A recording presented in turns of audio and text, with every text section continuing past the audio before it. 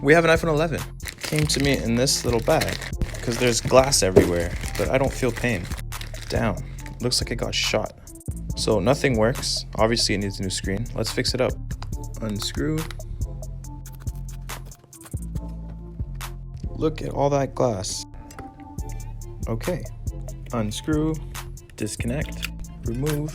That was a fail. Remove. Casually blow away the glass. That's better.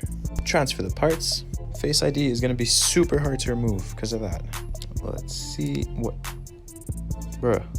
And we got it out. That was like surgery. This screw tried to escape. Get back over there. Everything's on it. Now let's test it out. Everything was good. Now let's put on the seal. Done. Get that crunch. Crunch. Crunch. I'm gonna give it one last chance. I'm sorry guys, I tried.